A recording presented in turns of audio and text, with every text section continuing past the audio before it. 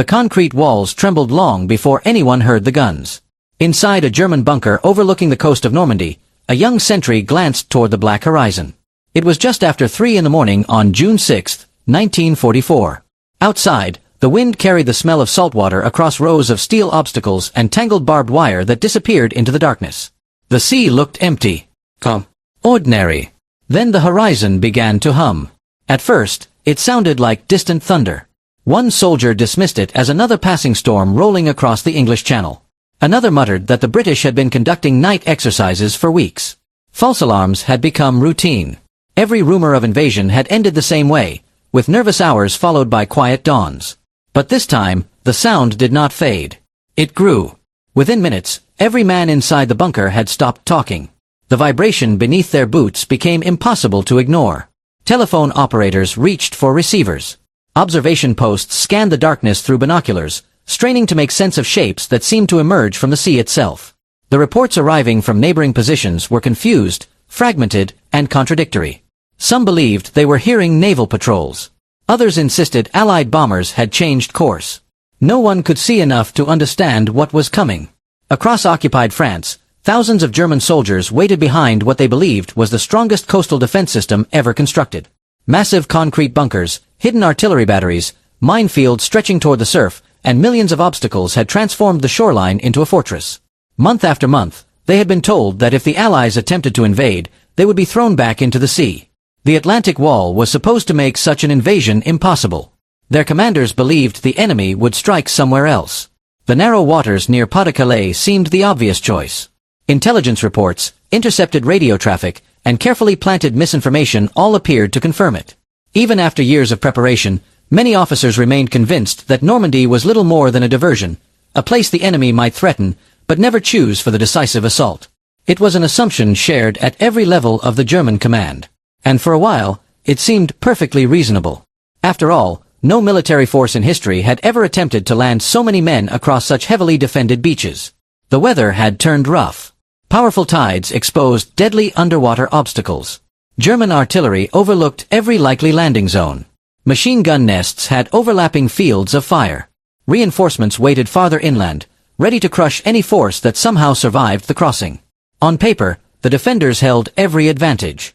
But wars are rarely decided on paper. Beyond the darkness, hidden by fog and distance, an armada unlike anything the world had ever witnessed was already moving toward the French coast. Thousands of ships carried not only soldiers, tanks, and supplies, but years of planning, deception, engineering, and determination. The men packed inside those landing craft could not see the defenders waiting for them. And the defenders could not yet comprehend the scale of what was approaching. Neither side knew that within a few hours, thousands would be dead. Entire units would disappear. Decisions made in isolated bunkers, crowded command rooms, and smoke-filled headquarters would alter the course of the war. Within 24 hours, the beaches of Normandy would become one of the bloodiest battlefields in modern history. Within weeks, Germany's grip on Western Europe would begin to unravel. Within a year, the Third Reich itself would cease to exist. Yet this is not simply the story of the largest amphibious invasion ever launched. It is the story of the men ordered to stop it. Young conscripts who had never fired a shot in combat. Battle-hardened veterans who had survived years on the Eastern Front. Officers forced to make impossible decisions with incomplete information. Engineers who believed concrete could defeat determination.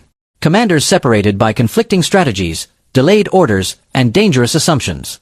Each would experience June 6th from a perspective rarely explored, not as the liberators arriving from the sea, but as the defenders watching history emerge from the horizon. Because battles are not remembered only by those who win them. They are also remembered by those who stood in the path of forces too immense to fully understand. And before the first Allied soldier set foot on the beaches of Normandy, the fate of D-Day had already begun to unfold in the silence inside those German bunkers, where one unanswered question still echoed through the darkness. What if the impossible was no longer impossible? For months before dawn ever broke over Normandy, the German soldiers stationed along France's northern coast lived with an uneasy certainty. They knew an invasion was coming. They simply believed they knew where. From the windswept cliffs overlooking the English Channel to the quiet villages tucked behind the beaches, construction never truly stopped. The sound of pouring concrete echoed day and night. Giant bunkers rose from the coastline like gray fortresses carved directly into the earth. Steel doors were bolted into place. Massive naval guns were hidden behind reinforced walls. Trenches linked one defensive position to another until miles of coastline had become a maze designed for a single purpose, to make any Allied landing impossible. To the men defending it, this was more than a line of fortifications. It was a promise. The promise that no enemy could survive what awaited them. One German engineer remembered watching train after train arrive loaded with cement, steel beams, rolls of barbed wire, and prefabricated obstacles. Entire forests disappeared as timber was cut for bunkers and firing positions. Every beach was carefully studied. Every possible landing site was measured. The Atlantic Wall was not built overnight. It was the product of years of labor involving hundreds of thousands of workers across occupied Europe. But despite its intimidating appearance, the Atlantic Wall hid a dangerous weakness. It was never truly finished. Some sectors were protected by enormous concrete bunkers capable of surviving heavy bombardment. Others relied on hastily dug trenches, aging artillery pieces captured from conquered nations, and small groups of exhausted soldiers. Along certain stretches of coastline, experienced veterans stood watch. In others, teenagers and older reservists carried rifles beside foreign conscripts who spoke little German. From a distance, it looked like one continuous fortress. Up close, it was a patchwork of strengths and vulnerabilities. No one understood this better than Field Marshal Erwin Rommel. Having witnessed Allied air power devastate German forces in North Africa, Rommel reached a chilling conclusion. If the Allies successfully landed, Germany would almost certainly lose the battle. Allied fighter aircraft controlled the skies during daylight. Every road, bridge, and railway could be attacked within minutes. Large German formations moving toward the beaches would become easy targets long before they reached the front. Rommel argued that the invasion had to be destroyed at the water's edge. Every minute mattered. Every meter of beach surrendered would make victory less likely. He ordered millions of mines planted across the coastline. Steel hedgehogs, wooden stakes tipped with explosives, and underwater obstacles were positioned to rip apart landing craft as the tide rose. Flooded fields were created inland to trap airborne troops. Beaches that had once welcomed fishermen and tourists became deadly killing grounds. Many soldiers respected Rommel because he visited them personally. Unlike distant commanders who issued orders from headquarters, he walked through muddy trenches, inspected bunkers, and questioned junior officers directly. He noticed missing ammunition. He criticized weak defensive positions. He demanded improvements wherever he went. But not everyone agreed with his strategy. Far from the beaches, Field Marshal Gerd von Rundstedt believed Germany's strongest armored divisions should remain inland. Instead of scattering tanks along the coast, he wanted to launch a massive counterattack after the Allies revealed their true landing site. In his view, the panzer divisions were too valuable to risk in isolated coastal battles. The disagreement created a dangerous divide. Who would control the tanks? When should they move? And who had the authority to make that decision? The answers remained tangled in layers of military bureaucracy and Adolf Hitler's personal control. Several elite panzer divisions could not move without his direct approval. It seemed like a minor administrative detail. Soon, it would become one of the most consequential delays of the entire campaign. Meanwhile, life inside the coastal defenses settled into an exhausting routine. German soldiers spent long hours repairing storm damage, replacing washed-away obstacles, cleaning weapons, and watching an empty sea. Patrols marched across beaches littered with mines. Engineers checked demolition charges. Radio operators monitored endless reports that rarely led anywhere. At night, searchlights swept across dark water only to reveal drifting waves. False alarms became common. One evening, distant aircraft triggered a full alert. Nothing happened. Another week, naval activity across the channel convinced several commanders the invasion had begun. Again, nothing happened. After months of repeated warnings, many soldiers stopped believing each new alarm. The greatest danger had become waiting. Even intelligence seemed to support their confidence. German analysts remained convinced the main Allied invasion would strike the Pas-de-Calais, the narrowest point between Britain and France. It made perfect military sense. The crossing was shorter. Supply lines would be easier to maintain. Heavy bombings in that region appeared to confirm the theory. Unknown to them, the Allies had spent months feeding this belief through one of history's most successful deception campaigns. Fake radio traffic, inflatable tanks, dummy aircraft, fabricated headquarters, and double agents all reinforced the illusion that Normandy was merely a distraction. Every new piece of evidence strengthened Germany's confidence in the wrong conclusion. For the soldiers standing watch in Normandy, this misunderstanding offered quiet reassurance. If an invasion came here, they reasoned, it would only be a diversion. The real battle would happen somewhere else. As spring turned into early summer, another obstacle appeared to protect them. The weather. Strong winds battered the channel. Heavy clouds rolled across northern France. Rough seas crashed against the beaches, making any large amphibious operation seem increasingly unlikely. German meteorologists predicted that conditions would remain poor. Many officers believed no commander would risk landing thousands of men through such violent water. On the evening of June 5th, some senior officers even left their headquarters for military exercises or personal commitments. Rommel himself traveled back to Germany, believing the weather made an invasion impossible for several more days. The coastline remained on alert, but not on edge. The soldiers settled into another cold night, believing tomorrow would resemble yesterday. Across the channel, however, nearly 7,000 Allied ships had already begun moving through the darkness. Inside them were more than 150,000 soldiers waiting for a signal that would change history forever. Along the beaches of Normandy, the defenders still watched an empty horizon, completely unaware that the largest invasion force ever assembled was already sailing toward them. Just after midnight, the silence began to fracture. The first reports did not come from the beaches. They came from the sky. A German sentry near the village of Saint-Mire-Église looked upward after hearing the deep drone of aircraft engines. At first, he assumed they were German bombers returning from a mission over England. The sound was familiar, almost comforting. But within moments, the engines multiplied until the night itself seemed alive. Hundreds of aircraft were crossing the channel. Then thousands.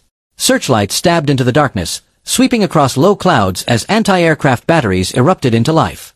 Tracer rounds climbed into the sky like glowing rivers, but there were simply too many targets. The roar overhead became deafening, shaking windows and rattling bunker walls across Normandy. Inside command posts, telephones began ringing all at once. Aircraft approaching from the northwest. Large formations. Unable to determine destination. No one yet understood what they were witnessing. Then came the parachutes. White canopies blossomed against the moonlit sky, drifting silently toward fields, orchards, and villages. German soldiers fired upward instinctively, their machine guns stitching lines through the darkness. Some paratroopers were hit before they ever touched the ground. Others landed miles from their intended drop zones, scattered by heavy clouds and fierce winds. But something seemed wrong. Reports flooded headquarters describing paratroopers landing everywhere at once.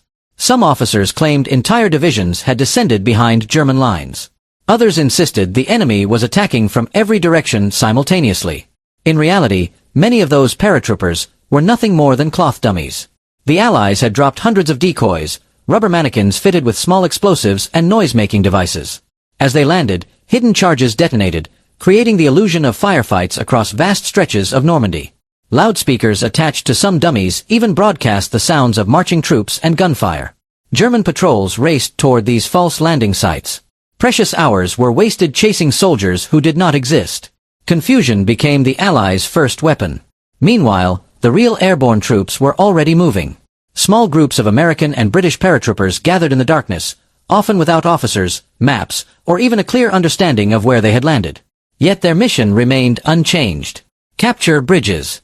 Destroy artillery. Cut communications. Prevent German reinforcements from reaching the beaches. They did not need to defeat the German army. They only needed to slow it. Across Normandy, explosions echoed through the countryside as demolition charges ripped apart railway lines and bridges. Telephone poles crashed into muddy roads. Field cables that connected German headquarters were severed with wire cutters in the darkness. Soon, commanders discovered they could no longer reach neighboring units. Messages that should have taken minutes now required motorcycle couriers racing through unfamiliar roads under constant threat of ambush. Every delay deepened the uncertainty. Inside one German headquarters, officers gathered around large situation maps covered with colored pins. New reports arrived faster than they could be processed. Enemy parachutists north of Carentan. No. South of Cannes. Correction. Near the Murderette River. Another message interrupted before anyone could verify the first. Then another. And another. The map became a maze of conflicting information. No one knew which reports were real. Some commanders feared the invasion had already begun. Others believed this was merely another diversion designed to distract from the true landing at Pas-de-Calais. The deception that had fooled Germany for months continued to shape every decision. Farther inland, German reserve units received contradictory orders. One battalion was told to move west. Hours later, it was redirected east. Another remained in place, awaiting confirmation that never came. Every commander hesitated, worried about committing his men against what might be a phantom attack. The uncertainty spread upward through the chain of command. At the highest levels, another problem emerged. Several armored divisions remained under Adolf Hitler's personal authority. Without his approval, they could not launch a full counterattack. But Hitler was asleep. His staff refused to wake him. The belief that Normandy was only a diversion still lingered inside headquarters. If this proved to be a feint, releasing Germany's most powerful armored reserves too early could leave the real invasion force free to strike elsewhere. So they waited. Minutes passed. Then hours. Along the Norman coast, the soldiers inside bunkers knew nothing of these political calculations. They only sensed that something enormous was unfolding beyond their view. The night grew brighter as distant fires illuminated the horizon. Isolated firefights erupted across fields where scattered airborne troops clashed with German patrols. Church bells rang in frightened villages. Civilians peered cautiously through shuttered windows as gunfire echoed from every direction. One German corporal later recalled the strange feeling of fighting an enemy he could barely see. Every hedgerow seemed to hide paratroopers. Every shadow appeared to move. Every unfamiliar sound raised the fear of another ambush. Sleep became impossible. As the hours crept toward dawn, exhausted radio operators continued sending desperate messages through overloaded networks. Engineers struggled to repair damaged telephone lines, only to discover they had been cut again farther down the road. Dispatch riders disappeared into the darkness, uncertain whether they would reach their destinations. The carefully organized German defensive system was beginning to unravel, not because it had been overwhelmed by superior numbers, but because it had been thrown into uncertainty. The Allies had understood something vital. An army that cannot communicate cannot think. An army that cannot think cannot react. And an army that cannot react, no matter how strong its fortifications, is already beginning to lose the initiative. Then, just before first light, a lookout standing atop a coastal observation bunker rubbed his tired eyes and stared toward the English Channel. At first, he thought the pale shapes on the horizon were low clouds catching the dawn. But they kept growing larger. Far too large. Far too many. What was emerging from the morning mist was not another patrol. It was the greatest invasion fleet the world had ever seen. The first light of dawn revealed a sight that no German soldier on the Normandy coast had ever imagined possible. The sea had disappeared. Where there had been only dark water a few hours earlier, the horizon was now covered by ships. Battleships. Cruisers. Destroyers. Landing craft. Transport vessels. Minesweepers. Hundreds became thousands, stretching so far across the English Channel that they seemed to merge with the morning sky. For a few stunned seconds, no one spoke. The men inside the observation bunkers simply stared. One German officer lowered his binoculars, convinced his eyes had betrayed him. Another demanded that the lookout check again. Surely no navy in the world could assemble a fleet of that size without being detected. But the reports arriving from neighboring positions confirmed the impossible. The invasion had begun. Telephones rang frantically inside coastal headquarters. Enemy fleet sighted. Large formations approaching Omaha. Additional ships off Gold Beach. Enemy vessels across the entire horizon. Each message sounded more unbelievable than the last. The nightmare Germany had spent years preparing for was no longer a possibility. It was sailing directly toward them. Deep inside one concrete battery overlooking the coast, artillery crews rushed to their guns. Ammunition lockers were thrown open.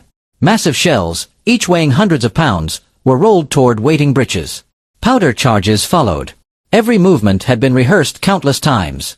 Now there would be no second chance. Nearby, machine gun teams climbed into firing positions overlooking the beaches. Mortar crews checked their range tables one final time. Riflemen peered through narrow firing slits carved into reinforced concrete, trying to identify which landing craft should be targeted first. Some men crossed themselves. Others quietly unfolded family photographs before placing them back into their uniforms. No speeches were given. There was only work. Then, at precisely the moment many defenders expected to fire the first shots, the sea answered first. Without warning, the battleship guns opened fire. The sound was unlike anything most German soldiers had ever experienced. It was not a single explosion but a continuous wall of thunder. Massive naval shells screamed overhead before crashing into cliffs, bunkers, and artillery positions with terrifying force. The earth itself seemed to explode. Concrete dust filled the air. Telephone poles snapped like twigs. Entire sections of trench collapsed beneath falling debris. Windows shattered miles inland as shockwaves rolled across the countryside. One bunker survived a direct near miss, but everyone inside was thrown violently to the floor. The lights failed instantly. Dust poured through ventilation shafts, turning the air almost impossible to breathe. For several minutes, many defenders could do nothing except endure. Outside, the carefully constructed Atlantic Wall was disappearing beneath fountains of earth, smoke, and fire. Some artillery batteries managed to return fire, sending shells toward the Allied fleet. But identifying individual targets through smoke and sea spray proved incredibly difficult. Even successful hits barely slowed the armada. Every damaged ship seemed to be replaced by another moving steadily toward the beaches. The bombardment continued. Then came the aircraft. Hundreds of Allied bombers crossed overhead in carefully timed waves. Their mission was simple: destroy anything the naval guns had missed. Bombs tumbled from the sky, hammering crossroads, strongpoints, bridges, and suspected German headquarters. Fighter aircraft followed, attacking vehicles and anti-aircraft positions with machine guns and rockets. The defenders had prepared for an invasion from the sea. Instead, they were being attacked from every direction at once. Yet despite the overwhelming firepower, something unexpected happened. Many of the strongest German bunkers survived. Their thick reinforced concrete absorbed incredible punishment. Although shaken and isolated, numerous machine gun nests remained operational. Hidden artillery positions continued firing whenever the smoke briefly cleared. The Atlantic Wall was wounded, but it was far from destroyed. Then, through the drifting smoke, the first landing craft appeared. Rows upon rows of small vessels moved steadily toward the shoreline, pitching violently in the rough water. Packed shoulder to shoulder inside them were Allied soldiers who had spent hours crossing the channel knowing many would never reach land. German observers watched in disbelief. The invasion force seemed endless. Every wave that emerged from the smoke revealed another behind it. An officer inside a bunker overlooking Omaha Beach gave the order every defender had been waiting months to hear. Hold your fire. The landing craft continued closing the distance. 800 meters. 600. 400. The machine gun crews tightened their grip on the triggers. Artillery spotters adjusted their sights. Mortar teams waited. No one fired. The enemy needed to come closer. Closer still. Then the order echoed through the bunker. Fewer. Fire. Dozens of machine guns erupted simultaneously. The beaches exploded into violence. Streams of bullets slashed across the surf as artillery shells landed among tightly packed landing craft. Mortars burst above advancing infantry. Some boats were struck before their ramps ever opened. Others exploded after hitting hidden mines beneath the water. Along parts of Omaha Beach, entire sections of the first assault wave were cut down within minutes. German soldiers watched landing craft drift helplessly after their crews had been killed. The rising tide carried bodies back toward the sea. Smoke covered the shoreline as burning vehicles and shattered obstacles littered the water's edge. For a brief moment, many defenders believed everything they had trained for was happening exactly as planned. The Atlantic Wall was holding. The beaches had become killing grounds. Officers reported heavy Allied losses. Machine gun barrels glowed from sustained fire. Ammunition carriers rushed fresh belts to exhausted crews. Some defenders even allowed themselves a dangerous thought. Perhaps the invasion really could be stopped. Perhaps the enemy had underestimated German defenses. Perhaps Normandy would become the graveyard of the Allied armies. But hidden beyond the smoke, something the defenders could not fully see was beginning to change the battle. Small groups of Allied soldiers were finding gaps. Naval destroyers were moving dangerously close to shore, firing directly into German strongpoints that had survived the initial bombardment. Combat engineers were clearing obstacles under relentless fire. Tanks that managed to reach the beaches began engaging bunkers one by one. The first cracks were appearing. Not everywhere. Not all at once. But enough to matter. Inside the bunkers, German commanders noticed something troubling. Positions that had been reporting regularly over the telephone had suddenly fallen silent. Some artillery batteries stopped answering altogether. Others reported ammunition shortages after hours of continuous firing. The carefully connected defensive network was slowly becoming a collection of isolated strongpoints, each fighting its own battle. Outside, the beaches were still covered in smoke. The gunfire remained deafening. And despite the terrible casualties, the Allied soldiers kept coming. Wave after wave. Boat after boat. Man after man. The German defenders had survived the greatest naval bombardment in history. But now they faced an enemy that refused to stop advancing. And before the morning was over, they would discover that holding the beaches was only the beginning of a much more desperate fight. By mid-morning, the battle had settled into a brutal rhythm. The deafening roar of the naval guns had become almost constant. Smoke drifted across the beaches in thick gray sheets, occasionally parting just long enough for German machine gunners to spot another wave of Allied infantry struggling through the surf. Every few minutes, another landing craft scraped against the sand. Some never reached the shore. Others opened their ramps into walls of gunfire. From inside the bunkers, it appeared that the invasion was collapsing. At Omaha Beach, German defenders watched American soldiers pinned against the narrow strip of sand between the sea and the bluffs.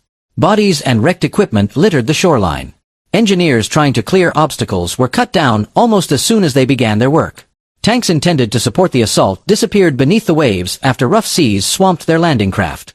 One German non-commissioned officer later remembered looking through his binoculars and thinking that no force on earth could survive such punishment. Again and again, Allied soldiers tried to move forward. Again and again, they fell back under relentless fire. For the defenders, years of preparation finally seemed justified. Every obstacle they had placed, every bunker they had reinforced, every firing lane they had measured was producing exactly the outcome they had envisioned. Officers sent optimistic reports to higher headquarters, claiming the beaches were becoming graveyards for the invading forces. Some even believed victory was only hours away. Yet beneath that confidence, small warning signs were beginning to appear. A machine gun crew reported that one of its barrels had overheated after firing almost continuously since dawn.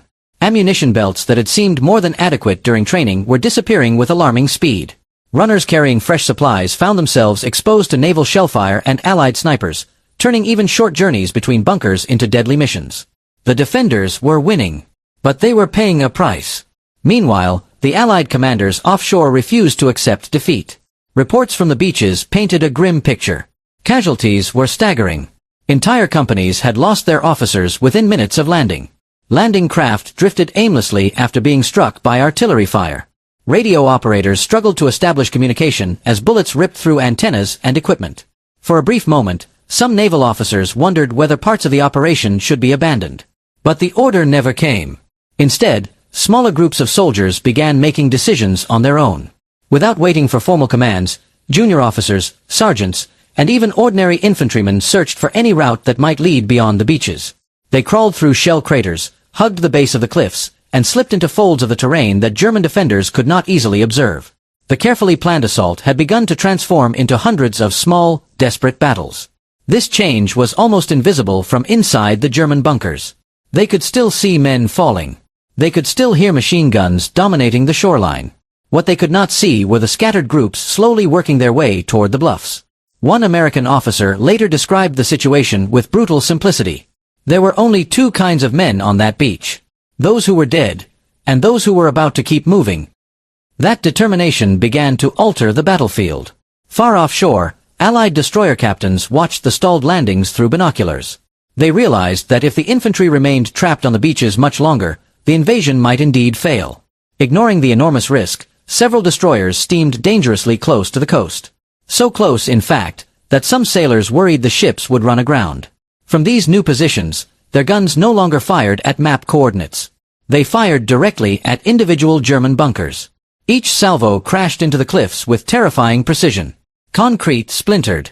Observation posts collapsed. Machine gun nests that had survived the earlier bombardment suddenly found themselves under concentrated naval fire from only a few thousand yards away. Inside one bunker, the lights failed after a near-direct hit. Dust filled every room. The shockwave blew steel doors off their hinges. Survivors emerged disoriented, unable to understand how the ships had moved so close without being destroyed. Elsewhere, German artillery crews faced another growing problem. Communication. Telephone lines had been severed repeatedly during the night by Allied airborne troops. Motorcycle couriers struggled to navigate roads now under constant air attack. Orders that once took minutes now required hours, if they arrived at all. Some batteries continued firing long after neighboring positions had been knocked out because no one informed them of changing conditions. Others remained silent, waiting for instructions that would never come. The Atlantic Wall had been designed as an interconnected defense. Now it was becoming a collection of isolated strongpoints, each fighting alone. The pressure increased with every passing hour. Above the battlefield, Allied fighter aircraft patrolled almost unchallenged. Any German vehicle moving in daylight risked immediate attack. Columns attempting to approach the beaches were forced to hide beneath trees, wait until darkness, or abandon roads entirely after repeated airstrikes. One panzer commander later recalled that reaching the front became more dangerous than the battle itself. Every crossroads seemed to attract bombs. Every bridge invited rockets. Every movement carried the risk of destruction from an enemy that controlled the sky. Yet despite these growing difficulties, many German soldiers refused to retreat. In bunker after bunker, small garrisons continued fighting even after being surrounded. Some artillery crews fired until their final shells were exhausted. Others switched to rifles and grenades as Allied infantry closed the distance. For many defenders, surrender never seemed like an option. They had been ordered to hold their positions. And they intended to do exactly that. By early afternoon, however, the reports reaching German headquarters had become impossible to ignore. Enemy troops had breached portions of Omaha Beach. British forces were advancing inland from Gold and Sword. Canadian units had secured footholds at Juneau. The invasion had not been thrown back into the sea. It was growing. Still, hope remained. If the armored divisions could launch a coordinated counterattack before the Allies consolidated their beachheads, perhaps the situation could still be reversed. German commanders looked anxiously toward the roads leading to Normandy. They waited for the sound of tank engines. They waited for the arrival of reinforcements powerful enough to drive the invaders back into the channel. Hour after hour passed. The tanks did not come. Far away, decisions delayed by uncertainty, conflicting authority, and rigid command structures were preventing Germany's most powerful weapon from entering the battle when it mattered most. On the beaches, the defenders were still fighting with extraordinary determination. But for the first time that day, many began to realize a painful truth. Courage alone could not replace reinforcements. And as the Allied foothold slowly expanded beyond the sand, the battle was no longer about holding a single bunker or a single stretch of coastline. It was becoming a race against time. A race Germany was beginning to lose. As the afternoon wore on, the battle changed in a way that could not be measured by the number of bunkers still standing or the amount of ammunition left in a machine gun belt. It changed because time was no longer on Germany's side. From the first reports before dawn, German commanders had believed they still had one decisive advantage. The Atlantic Wall was never meant to defeat an invasion entirely on its own. Its real purpose was to delay the enemy long enough for powerful panzer divisions to arrive, launch a crushing counterattack, and throw the invaders back into the sea. That was always the plan. Hold the beaches. Bring in the armor. Destroy the beachhead. Simple in theory. Disastrously complicated in reality. Nearly 100 miles from the fighting, telephones continued to ring inside German headquarters. Maps were covered with fresh reports, many of them contradictory. Some officers insisted Normandy was the main invasion. Others remained convinced it was only a diversion designed to draw German reserves away from the Pas-de-Calais. The deception that had fooled Germany for months refused to die. Even now, with thousands of Allied soldiers fighting on the beaches, some commanders believed the real attack had yet to come. It was exactly what the Allies had hoped for. 4 weeks before D-Day, fake armies, inflatable tanks, wooden aircraft, false radio traffic, and carefully controlled double agents had convinced German intelligence that the decisive landing would occur farther east. Now those lies were buying precious hours. Every hour mattered. Because every hour allowed more Allied troops to come ashore. At the center of the crisis stood a problem that no soldier on the beaches could solve. Several of Germany's elite panzer divisions could not move without Adolf Hitler's personal authorization. During the night, senior officers debated whether to wake him. Some argued that the reports were too uncertain. Others feared committing Germany's strongest armored reserve against what might still prove to be a feint. No one wanted to make the wrong decision. So they waited. By the time authorization finally came, the most valuable resource in warfare had already been lost. Time. The delay would haunt German commanders for the rest of the campaign. When the first armored columns finally began moving toward Normandy, they entered a battlefield unlike any they had faced before. The roads looked peaceful from a distance. Then the fighter bombers appeared. Allied aircraft circled constantly above northern France, searching for anything that moved.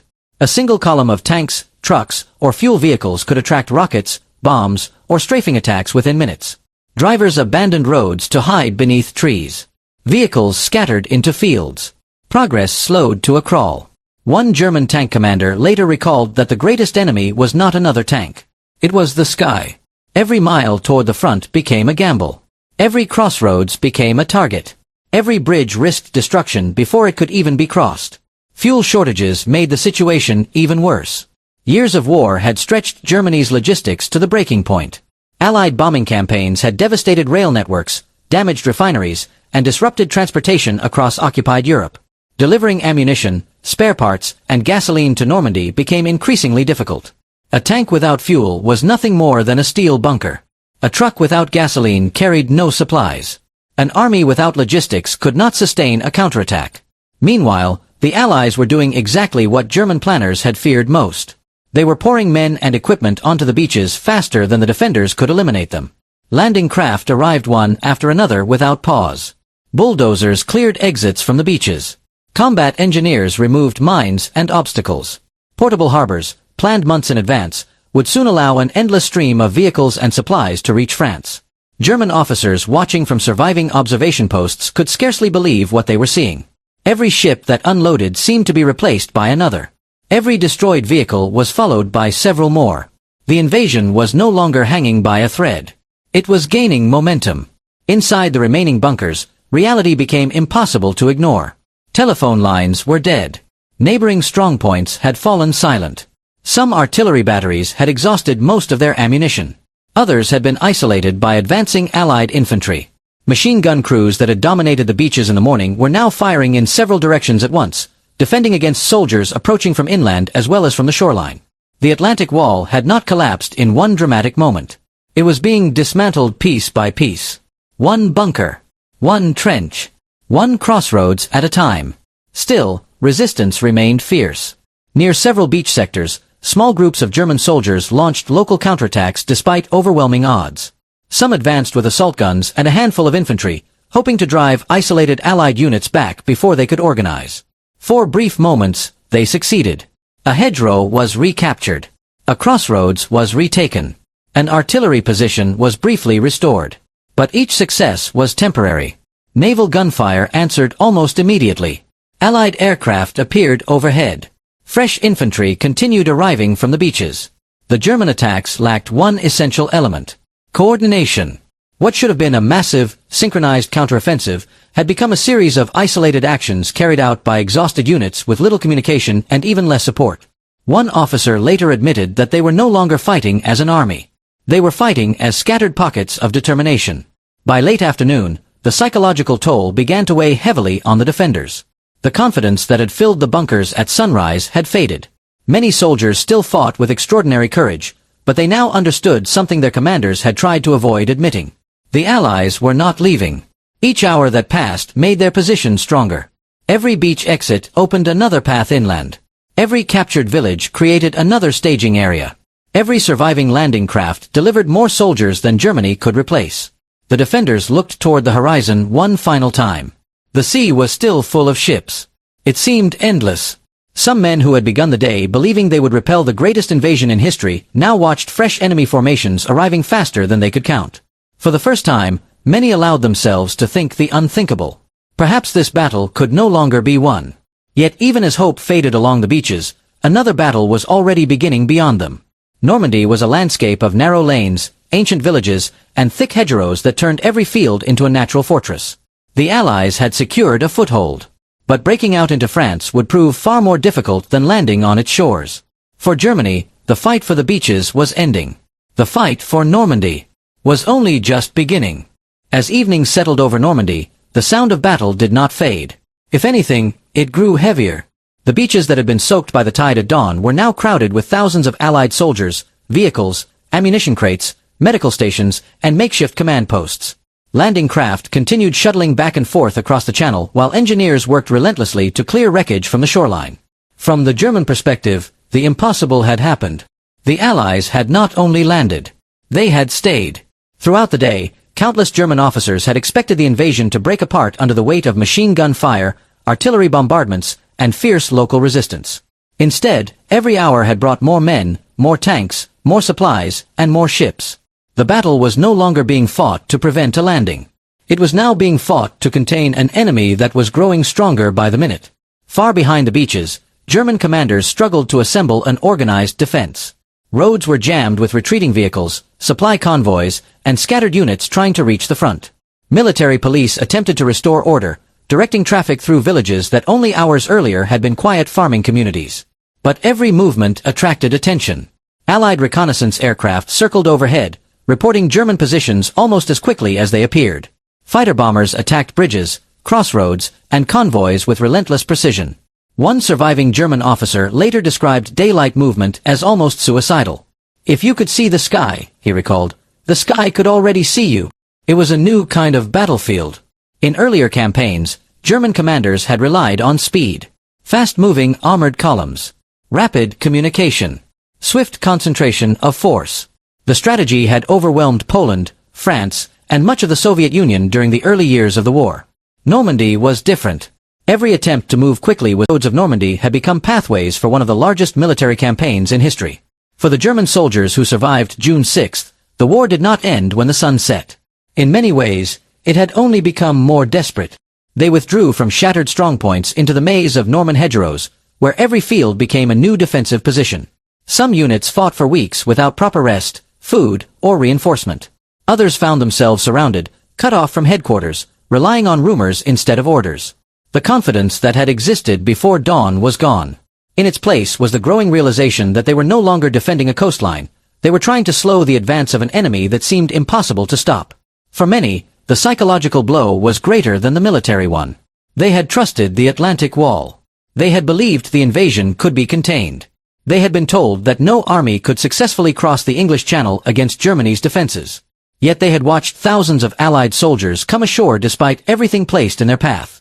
The walls had not failed because the men defending them lacked courage. They failed because no wall can stand alone. Concrete cannot replace communication. Mines cannot replace mobility. And courage cannot replace coordination. The commanders faced their own painful lessons. Field Marshal Erwin Rommel had warned that the battle would be decided on the beaches during the first hours of the invasion.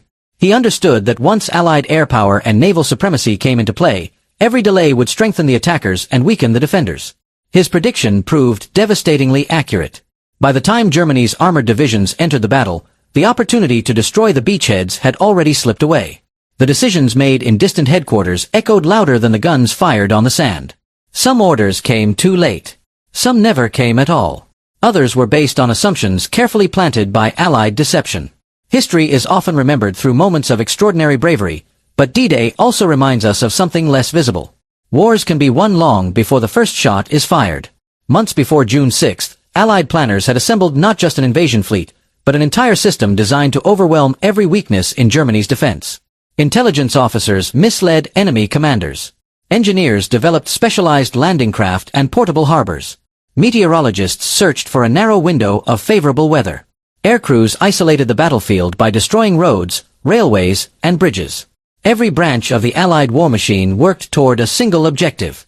The soldiers on the beaches were the final step in a plan years in the making. For Germany, Normandy marked the beginning of an irreversible decline in Western Europe. Within weeks, Allied forces broke out from the beachheads and pushed across France. Within months, they reached Germany's borders. Less than a year after D-Day, the Third Reich had collapsed, and the war in Europe had come to an end. But to understand D-Day only through the lens of victory is to miss part of the story. From the German perspective, it was a day of impossible decisions. Young sentries who had expected another false alarm suddenly faced the largest invasion fleet in history. Machine gun crews fought until their barrels glowed red. Medics treated friend and foe alike amid collapsing bunkers. Officers struggled to lead without reliable communications, uncertain what slowed by destroyed bridges, bombed railways, cratered roads, and constant attacks from the air. The very tactics that had once made Germany so dangerous were now working against them. Meanwhile, along the beaches, Allied engineers transformed chaos into organization. Bulldozers carved new exits through embankments. Military police directed traffic away from the shoreline. Medical teams established field hospitals only a short distance behind the front. Fuel dumps, ammunition depots, and communication centers appeared with astonishing speed. German observers could scarcely believe how efficiently the invasion force adapted. This had never been intended as a single day's battle. It had been planned as the opening move of an entire campaign. Throughout the evening, isolated German strongpoints continued fighting. Some bunkers held out until darkness. Others resisted well into the following day. In several places, defenders refused repeated demands to surrender, choosing instead to continue firing until ammunition finally ran out. Their determination was undeniable. But determination alone could not change the strategic reality unfolding around them. One by one, those strongpoints were bypassed. Rather than attack every bunker head-on, Allied troops often advanced around them, leaving isolated defenders cut off from reinforcement or escape. For soldiers inside those positions, the realization came slowly. The battle had moved past them. They were no longer defending the coastline. They were defending islands of concrete surrounded by enemy territory. Many would fight until capture became unavoidable. Others attempted desperate breakouts under cover of darkness. Few succeeded. Elsewhere, German armored units finally reached parts of the battlefield. But they arrived too late, and in too few numbers. Instead of launching one coordinated counteroffensive, they entered combat piecemeal, attacking isolated sectors while Allied naval guns, artillery, and aircraft concentrated overwhelming fire against them. Individual crews fought with remarkable courage. Some tanks broke into Allied positions before being destroyed. Others delayed advancing infantry for hours. Yet every local success was overwhelmed by the sheer scale of the invasion. For every German vehicle knocked out, more Allied armor continued arriving from the beaches. For every defensive line established, fresh infantry extended the Allied perimeter. The balance of the battle had shifted beyond recovery. As night fell, German headquarters finally accepted what many frontline soldiers had already understood. The invasion was not a diversion. Normandy was the main attack. The realization came with devastating consequences. For months, some of Germany's strongest formations had remained positioned near the Pas-de-Calais, waiting for an invasion that would never come. Even after D-Day, Adolf Hitler remained convinced for several days that another, larger landing might still occur elsewhere. Those precious divisions waited for an enemy that did not exist. It was one of the greatest strategic victories of the Allied deception campaign. The battle had been influenced not only by bullets and bombs, but by belief. As June 6th came to an end, the German army had not been destroyed. Far from it. The fighting in Normandy would continue for weeks, becoming one of the most bitter campaigns of the Second World War. Every hedgerow would become a battlefield. Every village would change hands. German soldiers would continue resisting with determination, inflicting heavy casualties as the Allies fought their way inland. But something irreversible had happened on that first day. Germany had lost control of the initiative. The Atlantic Wall, once presented as an impenetrable fortress stretching across occupied Europe, had failed to achieve its one essential purpose. It had not stopped the invasion. For the men who survived inside the bunkers, June 6th ended not with dramatic speeches or decisive victories, but with exhaustion. Many had fought continuously for nearly 24 hours. Their ears still rang from naval bombardments. Their uniforms were coated in concrete dust and smoke. Their weapons were worn from constant use. Some searched for missing comrades. Others waited for orders that never arrived. Many simply stared toward the sea. Even in the darkness, ships were still visible. Their lights stretched across the channel like an endless city floating on the water. It was then that the scale of what had happened truly became clear. This was not merely another amphibious assault. It was the arrival of an industrial power unlike anything Germany had ever faced. Every ship represented more fuel, more ammunition, more tanks, more food, more engineers, more aircraft, more soldiers. The defenders had spent years building walls of concrete and steel. The Allies had spent years building an unstoppable system of logistics, planning, deception, and coordination. On the beaches of Normandy, those two visions of warfare collided. And by the end of June 6, 1944, the outcome was becoming impossible to ignore. The battle for the beaches was over. The battle for France had begun. And with it, the final chapter of Nazi Germany's war in Western Europe was set into motion. When the guns finally began to fall silent, Normandy did not resemble a battlefield that had been won.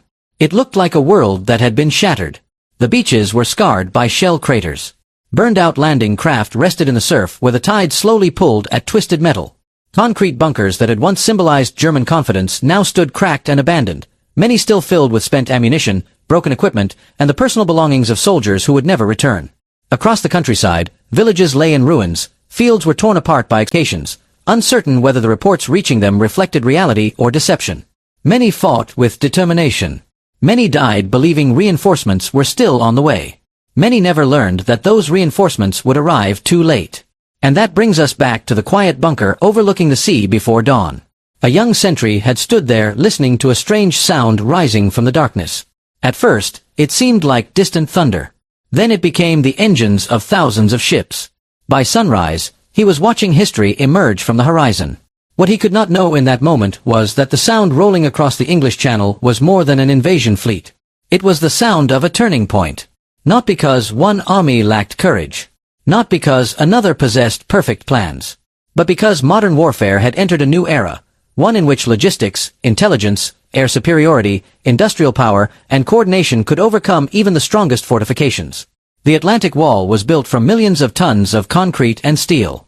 The force that broke it was built from preparation, deception, cooperation, and relentless determination. That is the deeper story of D-Day. Not simply the triumph of one side or the defeat of the other, but the moment the illusion of an unbreakable fortress gave way to the reality that no defense is stronger than the strategy designed to defeat it.